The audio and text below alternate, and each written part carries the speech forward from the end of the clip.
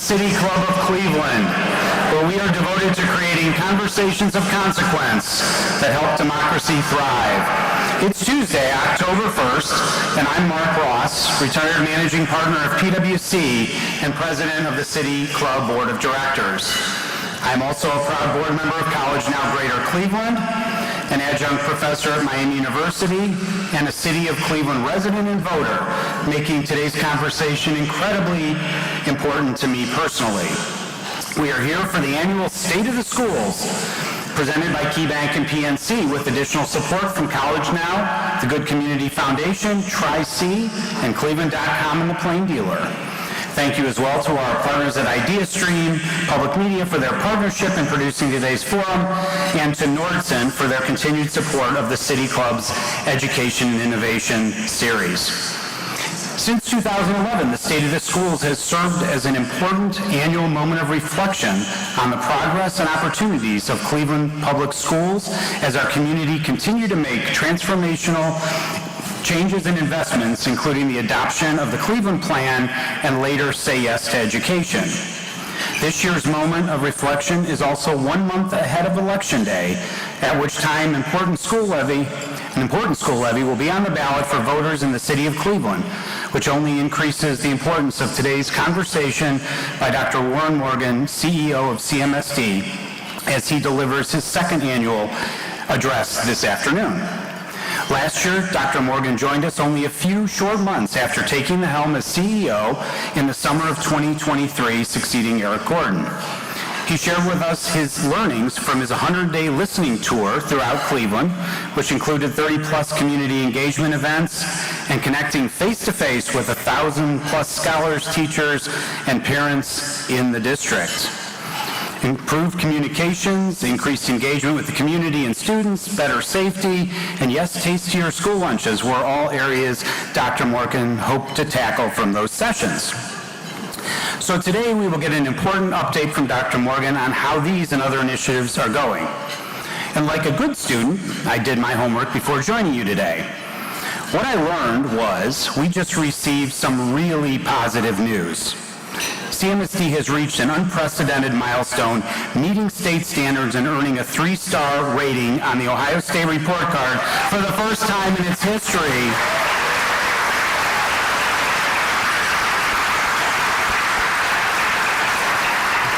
While none of the other Ohio 8 urban districts in the state can say the same. Yes, for those not familiar with the Ohio 8, we scored higher than Akron, Canton, Cincinnati, Columbus, Dayton, Toledo, and Youngstown.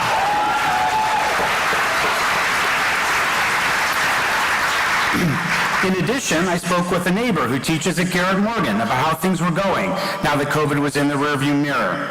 He beamed with pride talking about his students, their incredible level of engagement, and the amazing atmosphere in his building. We are truly making progress. Before I move on, can I get a round of applause for all the CMSD students and teachers here today?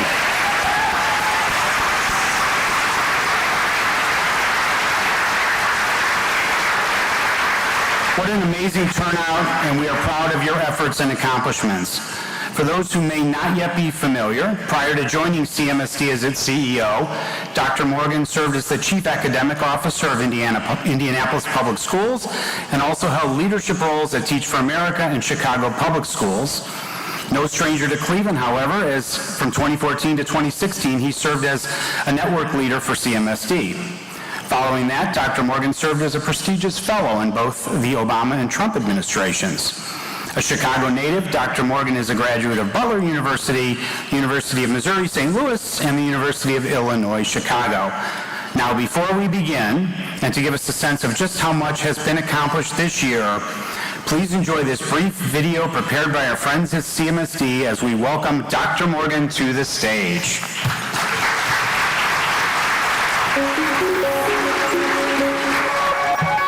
Over a year ago, when I started my role as CEO, I had the opportunity to receive words of wisdom and advice from one of my mentors. He served as the CEO of Chicago Public Schools and also as the former United States Secretary of Education under the Obama administration, Mr. Arnie Duncan. Now a year later, I had the opportunity to catch up with Arnie and discuss the first year and reflect on lessons learned, challenges, successes, progress made. It was such a fruitful conversation. But Arnie asked me one question that I would like to reflect a little bit more on. What gave you the most hope? What inspired you the most? Well, Arnie, that is a great question. What gives me most hope and inspires me is our incredible CMSD and Cleveland community, because we have made so much progress. And speaking of progress, others are hearing about our progress, and they're celebrating with us. Hey CMSD, it's Congresswoman Brown. I just got the good news. I heard you guys have met the state standards on the district state report card, raising the bar to make you now a 3-star district. I am so proud of you. As a product of Cleveland Public Schools, I am super excited that you have made this historic accomplishment. Keep up the amazing work, and I cannot wait to see what you guys do next. Congratulations. Hey everybody, Chris Ronayne, your Cuyahoga County Executive. I want to congratulate the CMSD on achieving a new standard of excellence. A 3-star, never been achieved before in the state of Ohio for the CMSD before. They did it, and I'm so proud of you at CMSD. I want to say thank you to our principals, to our superintendent, to our teachers, mostly our students, because you're the ones who received that distinguished honor. Congrats on your 3-star. Let's go CMSD. Greetings. I'm Ray Hart, the Executive Director of the Council of the Great City Schools. I just want to take a moment to say congratulations to the Cleveland Metropolitan School District on your accomplishment of achieving 3 stars and meeting state standards for the first time in the district's history. This is a testament to your school district, your leaders, your teachers, your administrators, and all of the staff across the district who have worked hard to improve outcomes for students. Congratulations on the wonderful accomplishment, and we know that you'll have bigger and better things coming in the future. Congratulations to all of you, and we wish you all the best. Hey Cleveland, my name is Jen Cheatham. I am a faculty member of the Harvard Graduate School of Education and co-chair of the Public Education Leadership Project at Harvard. Major congratulations to the CMSD community on making such strong gains in student achievement. 3 stars, many more to come. Thank you, Dr. Morgan, staff, school leaders, educators, parents, and especially students for all that you do to ensure Cleveland is a thriving community for all. Congratulations. Hi, I'm Secretary Fudge. Congratulations, Dr. Morgan, to you and to all the entire team at CMSD. Your educators, your staff, your parents, your students, community partners on meeting state standards for the very first time. So very proud of you all. Keep up the great work. Hey, it's Dan Jones from CNN. I just want to congratulate the Cleveland metropolitan area for meeting the school standards for the very first time. It's the first time, not the last time. Cleveland Metropolitan School System, listen, congratulations. No small feat. Meeting state standards, first time. Do you know how many of the babies have an opportunity to really live into their dreams? Thank you. God bless. Congratulations. Hey everybody, it's Governor Westmore, and I want to congratulate the Cleveland Metropolitan School District on your huge milestone in meeting state standards and earning 3 stars.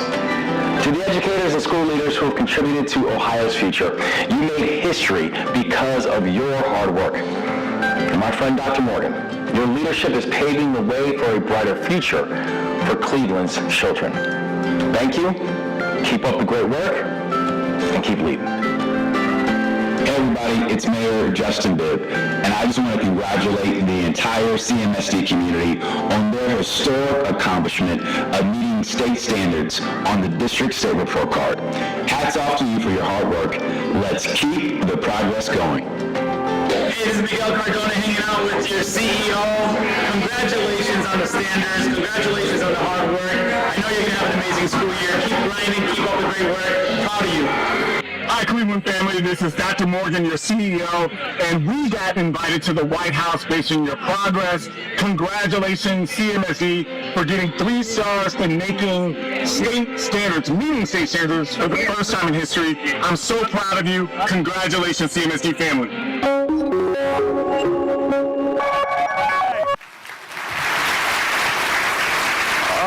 man. CMSD community, I echo those sentiments in the video. Give yourselves another round of applause for 3 stars.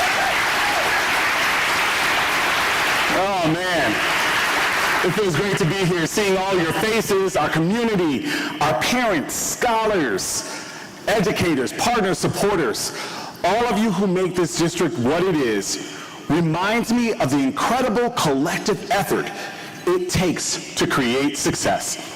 The reflections shared with former Secretary Arnie Duncan, and along with the other words of support that you heard in the video, are a testament to the heart and resilience of this district. Now, also, if you look at your table, there's one other special congratulatory note. Now, due to time that we just met state standards a couple of weeks ago, he was not able to do a video. But none other than our 46th President of the United States, Joe Biden, also sends the CMSD community congratulations on meeting state standards and making history for the first time. Congratulations, community, and thank you, President Joe Biden. I'd like to begin by acknowledging some very special guests we have with us today. Now, if you look up at the slide, we have some of our partners that have been longtime partners. I know there's so many partners, not all of them are listed here, but we wanted to show our gratitude and thank them for being here. But we also have the 58th mayor of our great city of Cleveland, the Honorable Justin Bibb in the house. He's accompanied by city officials, Chiefs Michelle Pomerantz, Chief Sonia Pryor-Jones, and I see Chief Puente in the house as well. Thank you for being here. Council President Blaine Griffin, I see is in the house, and we want to thank all of the other city council members and other local and state elected leaders that are here. Our CMSD Board of Education, our chair, Sarah Ellicott, Dr. Nigamath Sridhar, Diana Welch-Howell, Robert Briggs, Midori LeBron, and Charlene Jones. Thank you for your continued guidance and leadership. I know we have the Cleveland Teachers Union in the house, CTU President Sherry Obrinsky, and also Quentin Davis, I was about to say Dr. Quentin Davis, but I know it's coming soon, who's also the leader of our Principals and School Leaders Association. If Principal Davis is in the house, let's give him a round of applause. We also want to thank our hosts for today, the City Club, and to Dan Northrup. Thank you for doing this year after year, and to IdeaStream, who is live streaming today's address. We thank you for your partnership, and then also to the consistent support, from the consistent support of the Cleveland, Gund, and Martha Holden Jennings Foundations. We just thank you for being a partner. I also have some very special guests with me today. My parents are here from Chicago, so Warren and Rosemary Morgan, thank you so much. My big sister, who's a fierce attorney, I wouldn't stand up against her in the court of law. My sister, April Morgan, is also in the house. My younger sister, Autumn, could not be here today, but I know she's watching. My dear friend, Natalie, is here with me, so thank you so much for your constant support. And then my cousin, Fred, who is a CMSD alum. And of course, I want to thank all of you, the entire CMSD family, our scholars, staff, parents, and partners. Your dedication is what fuels our continued progress and growth. Stepping into this role reinforced why I do this work.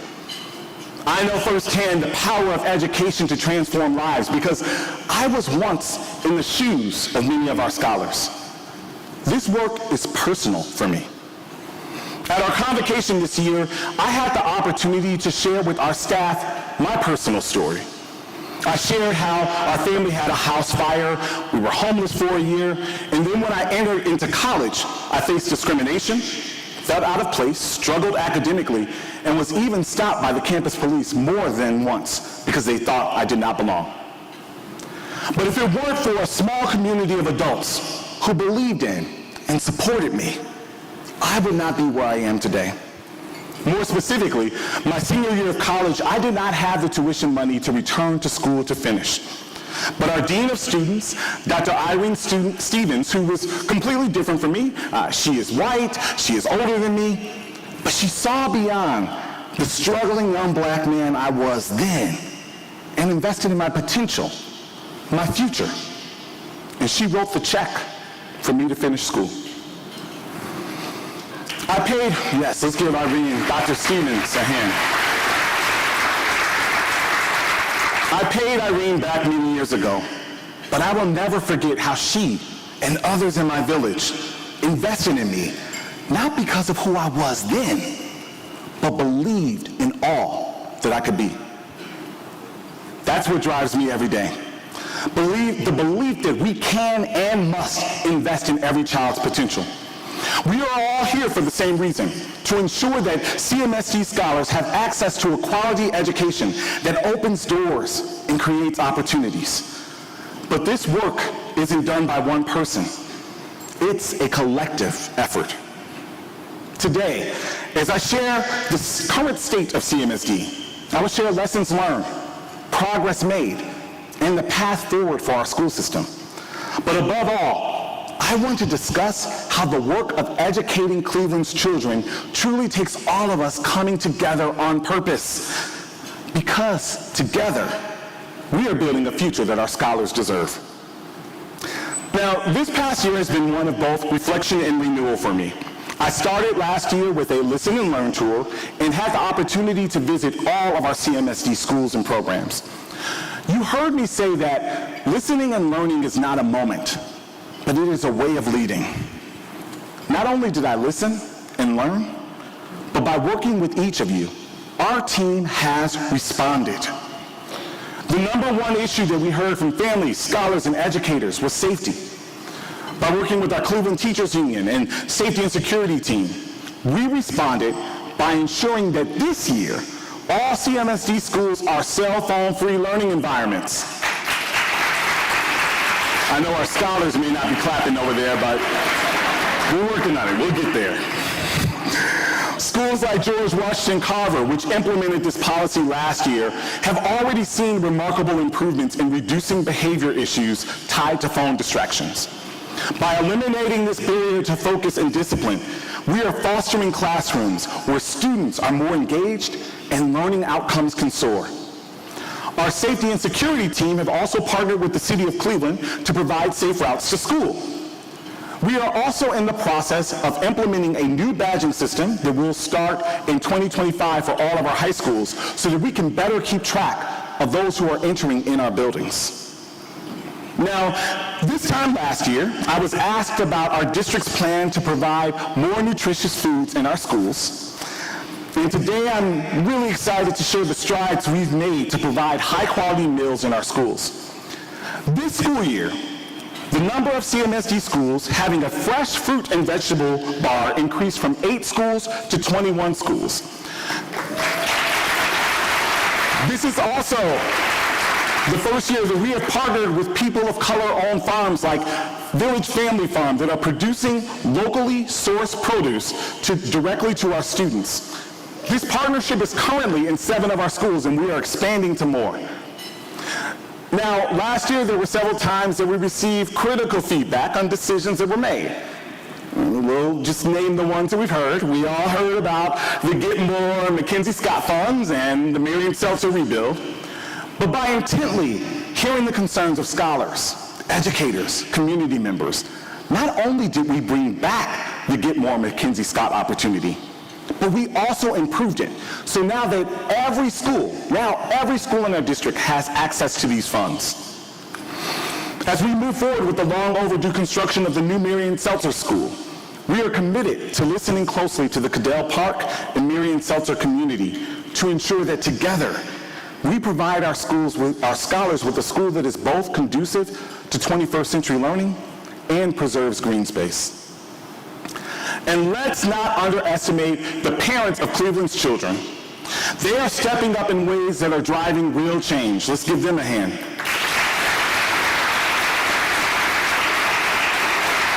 Due to their relentless advocacy, for the first time in CMSD's history, we've launched a virtual gradebook, giving parents real-time insights to their child's academic progress. No longer do parents have to wait until the end of the quarter to know how their child is doing. They can work with their child early and often, and their teacher early and often, to ensure our scholars are on track. Now, last year we also encountered challenges that tested us. Perhaps the most daunting challenge was our district being under fiscal watch with the state. Our budget forecast showed negative reserves of nearly $200 million, and if we did not act, we faced the possibility of state takeover. Much of our budget deficit was due to the expiration of federal COVID relief dollars that supported learning recovery following the global pandemic. This forced us to make difficult but necessary choices that included reducing positions at central office and making deep budget cuts across the district. These decisions were not made lightly. Yet, through collective will, disciplined choices, and unwavering focus on our scholars and the instructional core, we weathered this storm and got our district out of fiscal watch with the state.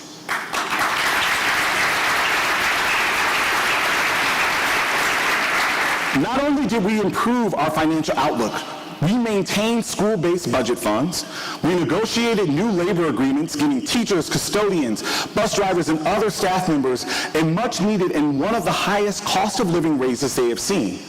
We froze executive-level salaries and put spending controls on administrative expenses. In fact, I cut my CEO budget by 30% this year, and my budget last year was 39% less than the CEO budget prior to me starting.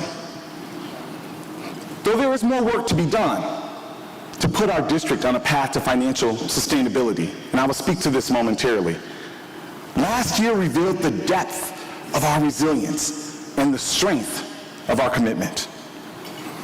Now, as we reflect on this past year, we have much to celebrate. But let's be clear, our achievements are not the result of one person's effort or a single initiative.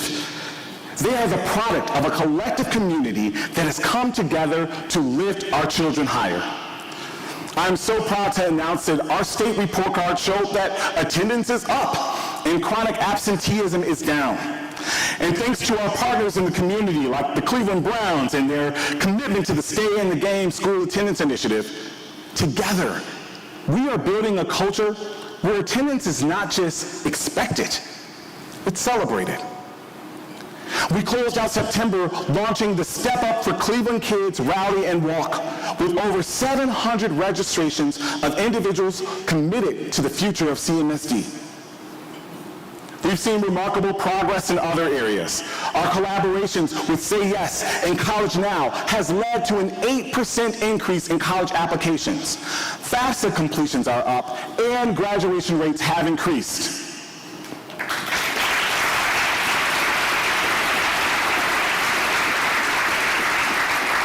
One of CMSD's core values is care and well-being. So we've partnered with Cleveland-based healthcare centers to ensure wellness clinics are in our schools, providing over 48,000 services last year alone, including primary care, behavioral health, vision, and dental services. We also celebrated several wins in our schools. We saw the back-to-back state championships in football and cheerleading, and state placement in track at Glenville.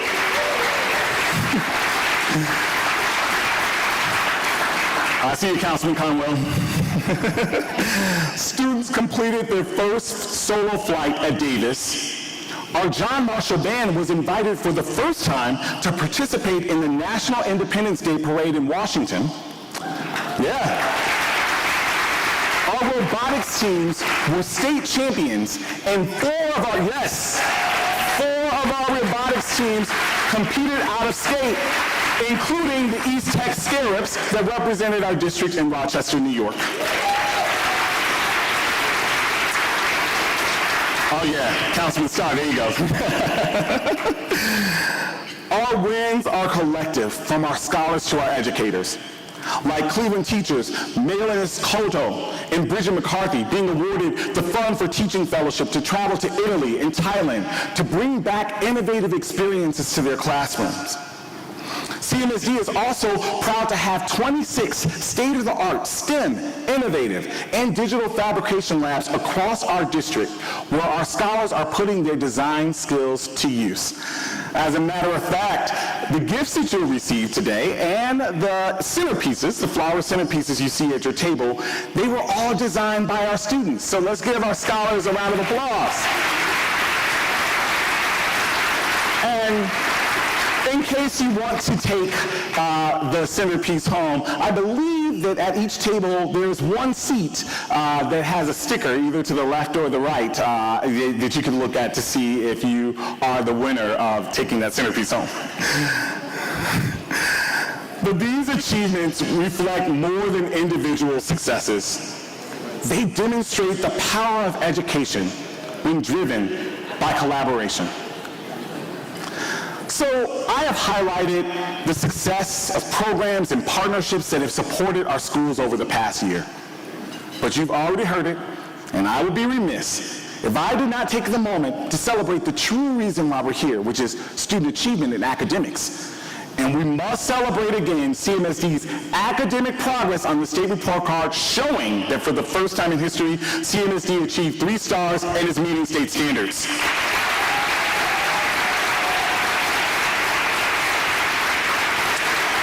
I'm proud to report that CMSD received the highest rating of all urban districts in the state of Ohio, and we are the only urban district in our state meeting state standards.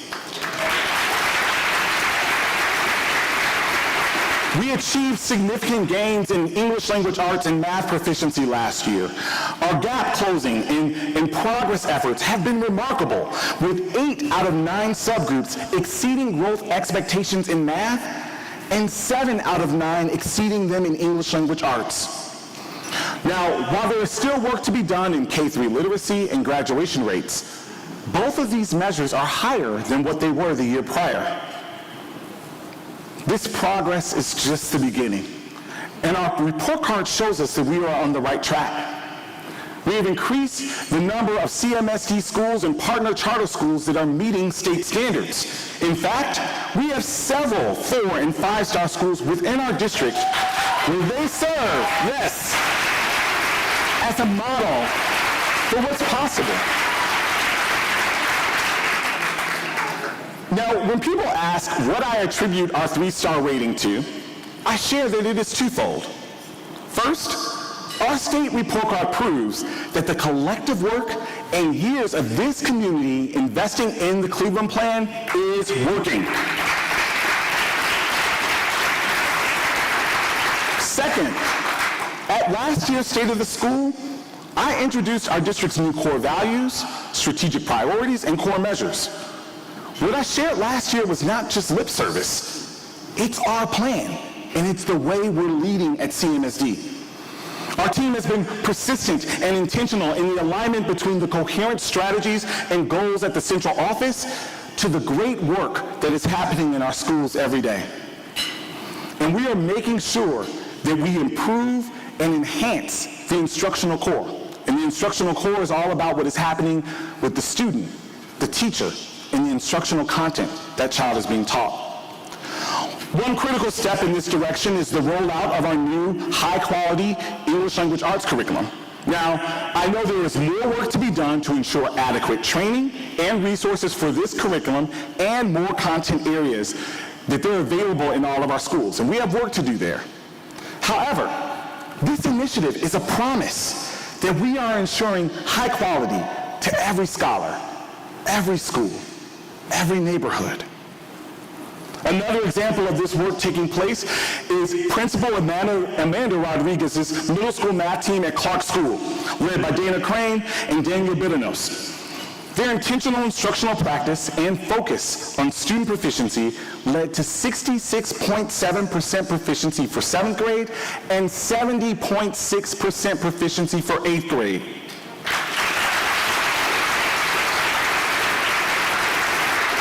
In science, Sheila Chamberlain's 8th grade students achieved 82.4% proficiency on their exam. These proficiency rates at Clark outperform the state, and Clark received 4 stars on the state report card. This is not just an aspiration. This is real progress and achievement that is happening right here in our district. And we are committed to expanding these successes across our district so that every neighborhood has a school that is meeting or exceeding state standards. Now, given this progress, what is our collective work ahead? As we look to the future, we must confront a difficult truth, and that is that we have pockets of excellence in our school system, but we do not have excellence at scale. To ensure every scholar, every school, every neighborhood, we must ask ourselves, what kind of student experience are we currently providing our children? And which one do we want to provide?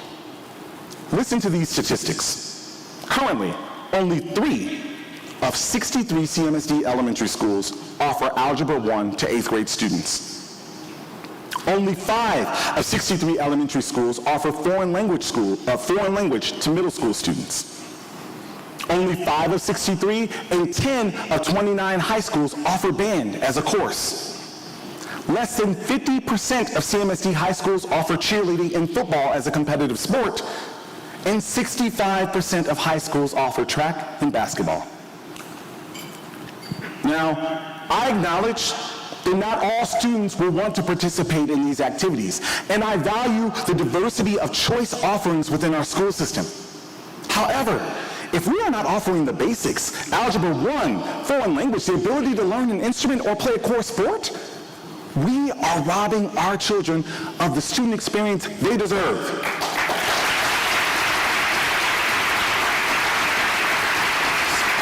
So let me be clear. Our work is clear. We must enhance the CMSD student experience while ensuring that our district has a path to financial sustainability. It's both and.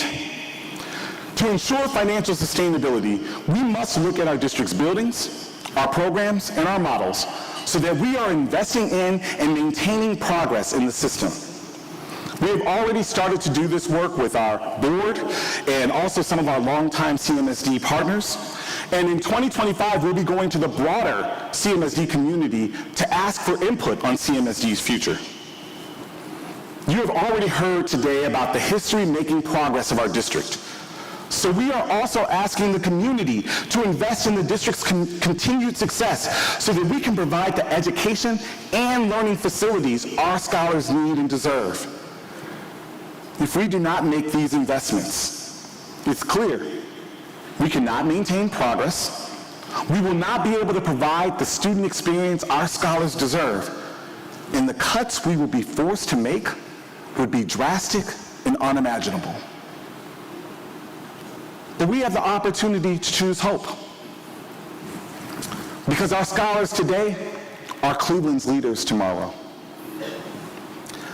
I close by telling you about the power a CMSD education can have on a generation long after they graduate. This summer, I had the distinct honor of attending a CMSD class reunion that left a profound mark on me. I was invited to the William Dean Howells Middle School class reunions that ranged from the classes of 1968 to the early 1980s. Now, some of you may not know, but William Dean Howells Middle School was a then Cleveland Public Middle School on the near west side of the city. In a park where the echoes of a beloved school still whispered through the trees, I witnessed a reunion where a former teacher and his students came together, bound not by brick and mortar, but by the unbreakable bonds of shared memories and lessons that have shaped their lives. Though their school no longer exists, the spirit of learning and the power of education live in each of them. The former students spoke about the great education that they received, and one alum said about their teacher, "I may not remember all of the content he taught me, but I will never forget how he made us feel." I would like to introduce you to Eduardo Romero, William Dean Howells Middle School graduate, class of 1974, who now works for the city of Cleveland, and his science teacher, Dr. Steven Soroka, who's retired retired, but Dr. Soroka speaks across the country, and he may be the only Cleveland teacher inducted into the National Teacher Hall of Fame. Maybe we need to check it out with President Obrinsky, but thank you, Dr. Soroka. Meeting Eduardo, the fellow William Dean Howells alum, and Dr. Soroka reaffirmed what we already know. Education is not confined to the walls of a classroom. It is carried on in the hearts and minds of those who experience it. A fulfilling student experience is a collective effort. It's more than academics. It's about nurturing the whole child, ensuring they can grow, explore, and thrive with the support of their community. As you can see, the state of the schools is strong progress. And the future of CMSD depends on us embracing a bold vision centered on equity, access, quality, and focus. But I cannot do this work alone. This work requires all of us to be solutions-oriented, to bring our best selves to the table, and to be relentless in our pursuit of excellence. Let us move forward together, rooted in our shared commitment to the future of CMSD. Because together, we will continue to make CMSD a place where every child can thrive. Thank you.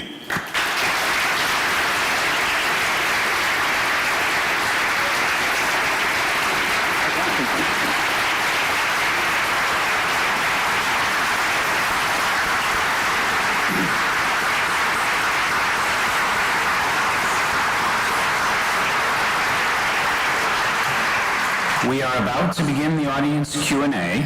For our live stream audience or those just joining us, we are joined by Dr. Warren Morgan, CEO of the Cleveland Metropolitan School District for the 2024 State of the Schools Address.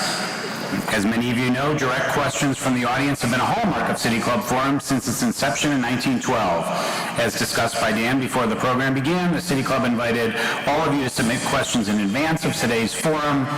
Questions for today's forum were selected by City Club staff members with the intention of capturing a cross-section of student voices, community representation, and interest.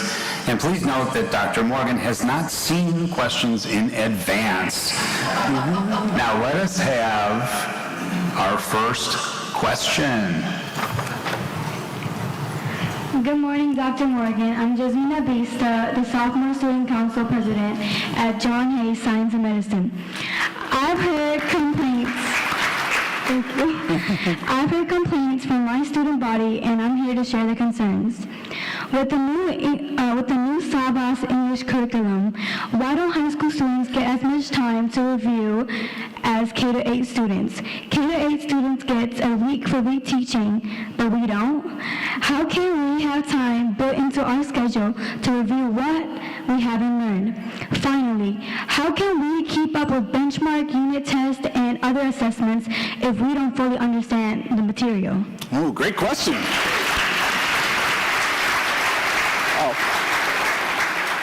And it's great seeing you again. Remind me of your name again. Jasmina, thank you. It's great seeing you. And thank you for that question. As you know, we're just starting this and implementing it, and there's work that needs to be done. We've heard a lot of feedback, even just with the rollout for the last couple of months around training that teachers need, even just more time on the block. So as we're doing this, it gives us opportunities to think about change and progress. I know our academics teams, we've been going in to actually just see how it's being implemented, to see where those areas are for improvement. It is high quality, it is fast paced, but one of the things we're working on in the pacing is to give flexibility for more time, because it is a lot of content to cover, but that is great feedback, and yeah, I would love to get in to see what that looks like for the reviewing and the reteaching, but keep up the great work. You guys are already showing the great progress that you guys had, and so with this high quality curriculum, it'll take you to the next level, and it provides us an opportunity to improve what we need to do to provide you as the education you need.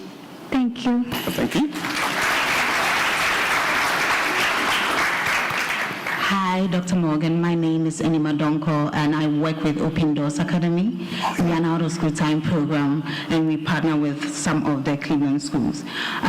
We know out-of-school time program is very important. You did mention about how attendance increases. We also know out-of-school time program does that for our scholars. So I just wanted to know what are some of the strategies that you are going to put in place to provide resources for partners in the out-of-school time world? Yeah, that's a great question. The question was really about our out-of-school time partners, and that was one of the areas that was challenged when we got our ESSER dollars. We were able to put in $17 million to partner with so many of community partners around the school to provide services in our district. And with the cuts we had to make, those dollars went away last year, and we're still providing after-school programs, but they're CMSD-based ones and not our partner ones. One of the things that we've been working on is working directly with organizations to find out, how they are tapping into their funding sources. Many of you were partners with the district before we received ARP ESSER dollars, and us just understanding, how did you receive funds before? How were you able to provide support before? And seeing where we can partner with that. Also, we're not opposed to getting outside resources and funds to support these programs. It should never be in the district's best interest if we're paying directly to partners to provide those after-school programs. We should be funding the ones that we actually provide, but we do want to think about those partnerships and think about the work that is taking place. So it is work that we still have to be done. I know we are not there yet. I know when talking with Chief Pryor Jones is the area that's really important for her as we think about the extension of the continuation of our partnerships and programs through out-of-school time.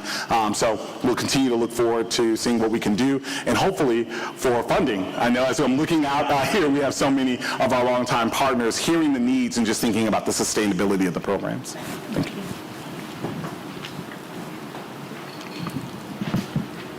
Good afternoon. My name is Penina, and I'm with my friend Anaya. Janaya, I'm sorry. Okay, so students need more opportunities for after-school activities. What are your plans to increase these opportunities and help with transportation problems? Yeah. Janaya, that's a great question. Did I say that right, Janaya? Okay. Because I know you can correct me if I say it wrong. But as you heard the statistics that we mentioned. Even for some of the programs that we're providing, we're not at scale. And are you guys both in high school or middle school? Middle school. Middle school. So right now for band, 5 of 63 schools offer band as a course. And even just thinking about cheerleading, which I think when I looked at the middle school statistics for cheerleading, maybe 51% of our schools offer it, 0% offer football. So I'm saying this to say that we have work to do. And it's not just on funding, it's also about how do we create these experiences. But when I've done this work before, when thinking about how do we provide more experiences in schools, we have to think about the scaling of our schools. Some of our schools are so small, and this is why, I think currently right now, every kid, if you go to a CMSD school, you have the opportunity to possibly play for a sport but play on another team. But how do we scale it where schools can offer those programs right in their own, at their own school for students to offer that? And then even thinking about the middle grades, we have some K-8s that are really small. We have some K-8s that are a little larger. As a matter of fact, when I looked at the data, we have only one of our K-8s that have 3 teachers per grade level, where you can do even more work and offer more programs. So there's work we have to do when looking at our buildings, thinking about enrollment, thinking about programs, so that we can offer you the student experience that you need and deserve. And this is not just about funding, it's also about the work that we're doing to extend the work of the Cleveland Plan and also thinking about that next iteration of the work. So thank you for that question. Near and dear to my heart, I've often said after-school programs is what saved my life, and I know that we need to be doing that for our kids as well. Okay, thank you. Thank you.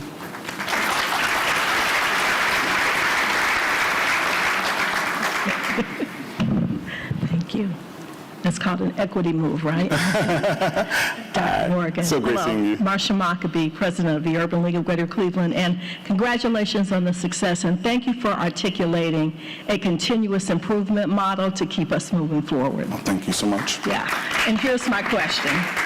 So we know that it is important to make sure that our young people are prepared for career pathways beyond high school, no matter what direction they take. So I'd like to hear your strategies for how we are in CMSD, making sure that we're engaging with partners such as industries, providers, and the like, to make sure that our young people really get the hands-on experience that they need and opportunities for internships and all of those kinds of things. Thank you so much for that question. And it's a great one and work that we're really engaged in. So over time, we have high schools now that have programs. We have STEM programs. You guys heard about our aviation programs, our medical, some of our medical programs, both at Lincoln West, Metro Health, and then also at School of Science and Medicine. So there are opportunities for programs. What we're finding is none of our pathways now lead to a credential. And so there's work that we need to do to ensure that when students actually finish, or very few of them are actually leading to a credential, that we're actually looking at how many of the students are getting SEALs, are leaving high school with actually a next step, a plan, a credential of what they can do. A big part of that work is work-based learning opportunities and internships. I'm really excited about the work and commitment that Mayor Bibb has made to think about what does it look like for every 11th grader in our district to have some type of work-based learning experience. And if that work-based learning experience can be tied to their pathway and their field of study, it can lead to a credential. And once again, that's not just lip service. That's work that is being done in other districts. I led some of that work when I was in Indianapolis. We started with only 74 work-based learning opportunities, and in 5 years' time, that increased to 12,000. And so I know that that's work that we can do here. We already have the makings of it, and I know many people are really interested in it. I've talked to Dr. Baston at Tri-C. I've talked with Dr. Bloomberg at Cleveland State University, and so it's just a matter of us connecting the dots and getting this work done. It's not hard for us to do. We just have to put the collaboration together. Count on your Urban League to help. Thank you.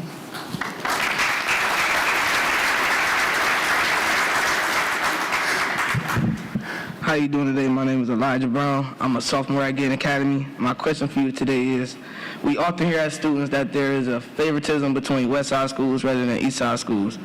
When it comes to programs and funding, would you say, as a CEO, would you say this is true? If so, what can be done about it? That's a great question. That's a great question. So I'll answer this in a couple of ways. Sometimes when we look at, people will say, West Side schools have newer buildings than the East Side schools. Actually, when we started the segment planning about 20 years ago, our East Side schools were first. So actually, many of our East Side schools got rebuilt first. And many of our West Side schools still haven't gotten a rebuild. I know like Newton D. Baker and many other West Side schools that still do not. But what I will say, there are a lot of programs are being offered on our West Side schools, and when I think about our East Side schools, even our high schools, many programs either were once there and they're no longer, or the programs are not thriving. Our enrollment is less. We were actually just looking at some of our enrollment data. Our enrollment is less in the East Side. So we need to ask ourselves the question. I'll say for myself, there is not a favoritism from the East Side to the West, but I must own, and we all must own, why is it that our East Side schools are lacking in enrollment or the programs that we have?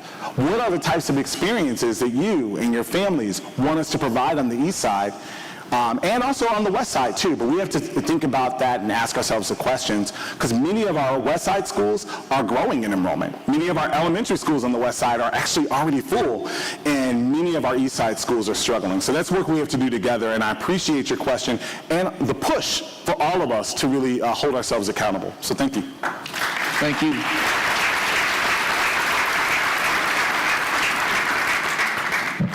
Tim Hilk from the YMCA Greater Cleveland. Pretty daunting to follow one of the Gain Academy students today. So my question is this, it's around mental health, right? So with the rising concern of mental health issues amongst our students, what's the district's plan to implement many more resources at the schools? And then what can nonprofits like mine do to assist? Yeah, man, mental health, it is so important.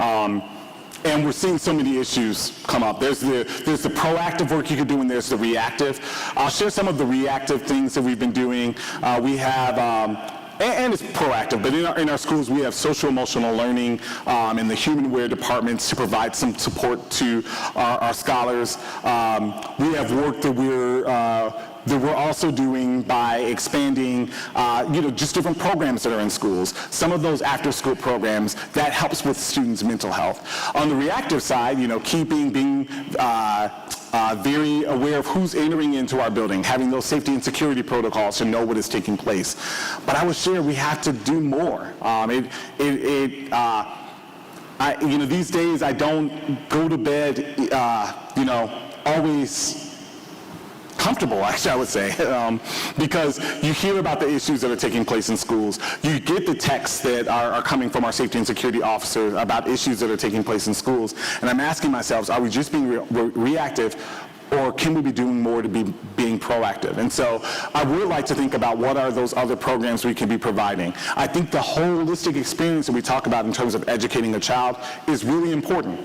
When a kid is fully healthy, not just from their academic standpoint, the food that they're being fed in schools, the way that they feel about themselves, the self-esteem, the activities that they're doing, all of that feeds into the well-being of a child, and that's work that we need to continue to do. We've made some strides. You're hearing some of the data around our schools being safer, if you want to look at some of the disciplinary measures going down, but we are far from where we need to be. So I thank you for that question.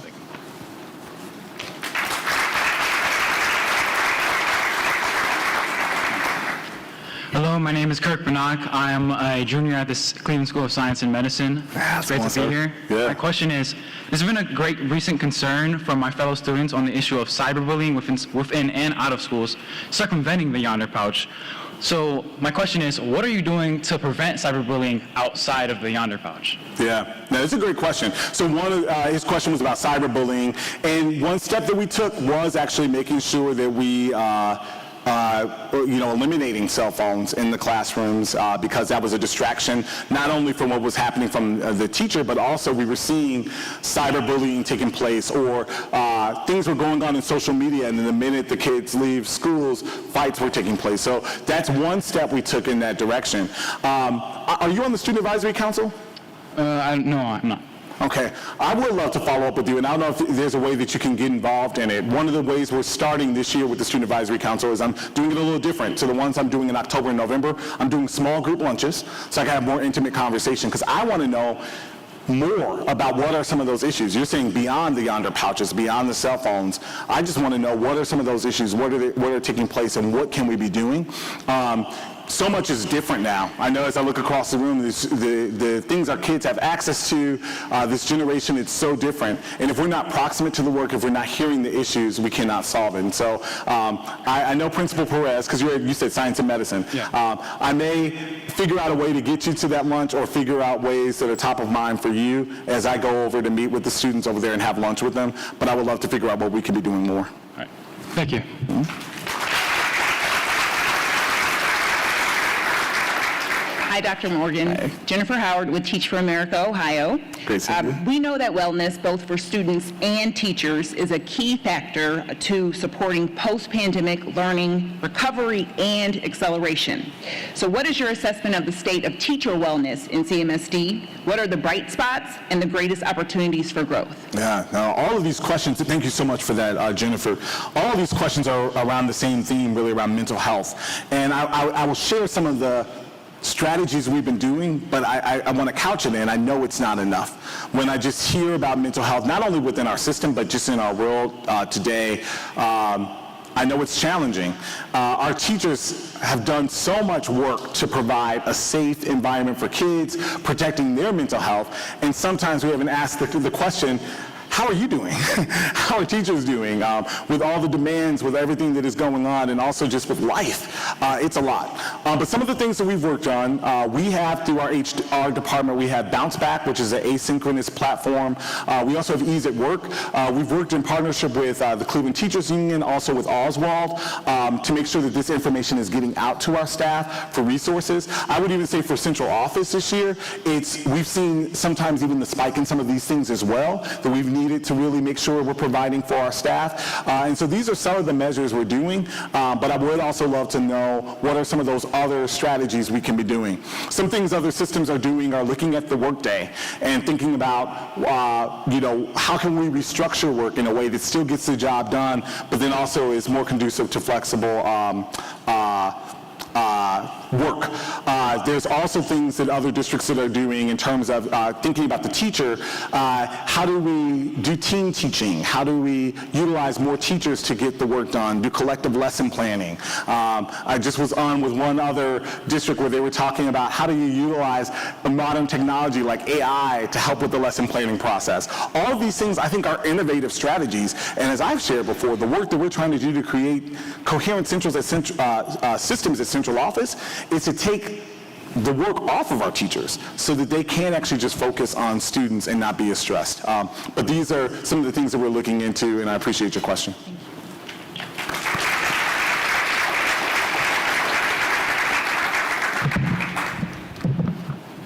Hello. Hello. My name is Zaini Kiel. I'm a senior at John F. Kennedy High School. JFK. And my question for you today is, if the school board is connected to extracurricular funding, and if so, how does the funding process work? Oh, great question. Great question. Remind me of your name again? Zaini Kiel.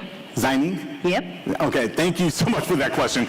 And, I will probably need to phone a friend, my chief financial officer, to come up and give you more on how funding works, but I'm going to simplify it. So to simplify it, funding in schools is based on enrollment. That's one input in terms of how we get funds. We also get funds through local property tax. We get it through state funding, and then sometimes federal funds. So these are ways that we get funds in our schools. But in a simple term, the more students you have in your school, the more funds that you had.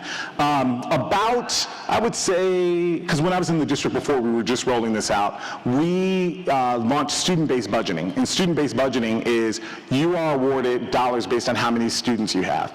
It's a strategy that many districts use. And at the time, it was really helpful because it gave schools the flexibilities based on how many students I have to actually now educate the kids, provide academic programs, after school programs. I could do it based on enrollment. But there's some things we're learning over time, and I say we're because it's not just CMSD, it's districts across the country. Some things that we're learning. Schools that have struggled over time struggle to keep enrollment. And what you do, and I know this because I was a school leader of a school in Chicago that year after year, from my challenging school, many students start to go to other schools and my enrollment decrease, which means less funding. And if there's less funding for a school that's already struggling, how do you help it? How do you provide the programs? How do you get the teaching staff that you need? And so we have found ourselves in a challenge because actually over the past several years for schools that have struggled, we've actually been giving extra funding to just so that they can provide the teachers that they need. But this isn't sustainable, and it's work that we need to do moving forward. And this is some of the work that we're engaged in to look at that longer term planning to think about our financial sustainability. I don't know if that was, it took a complicated topic to give it to you really short, but that's work that we're trying to do moving forward. Okay, thank you. Thank you.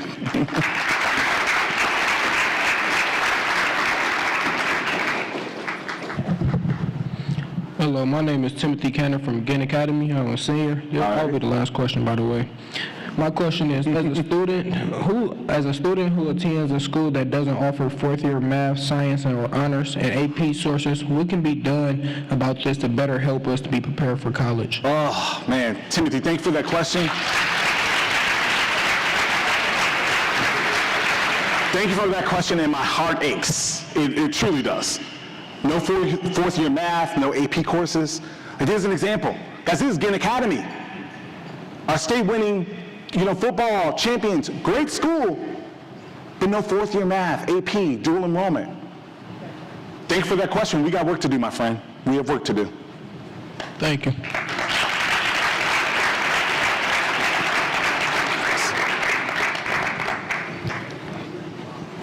Thank you, Dr. Morgan, and thanks to all of you for joining us for the annual State of the Schools address presented by KeyBank and PNC. with additional support from my amazing friends at College Now, as well as the Good Community Foundation, Tri-C, and Cleveland.com, and the Plain Dealer. Forums like this one are made possible thanks to generous support from individuals like you. You can learn more about how to become a guardian of free speech at cityclub.org. City Club would also like to recognize the organizations and individuals who sponsor tables for CMSD students. You can view a full list in our digital program. Thank you for ensuring our scholars could participate in the conversation this afternoon. Today's forum is also part of our Education Innovation Series in partnership with Nordson, and a big thanks to our friends at IdeaStream Public Media for their production support. Coming up soon at the City Club on Tuesday, October 8th, Dr. Kate Anderson Foley will join us to discuss her book, Radically Excellent School Improvement, Keeping the Students at the Center of It All, where she will outline how to close achievement gaps and improve learning experiences for every student. Also on October 18th, Ted Carter, president of The Ohio State University, will join us for a Friday forum. You can purchase tickets to these forums and learn more about others at cityclub.org. And that brings us to the end of today's forum. For our visiting CMSD scholars, please remain seated. City Club Education Engagement Manager Ariana Smith will take the podium shortly to exit you to your buses. Thank you once again, Dr. Warren Morgan, and to our members and friends of the City Club. I'm Mark Ross, and this forum is now adjourned.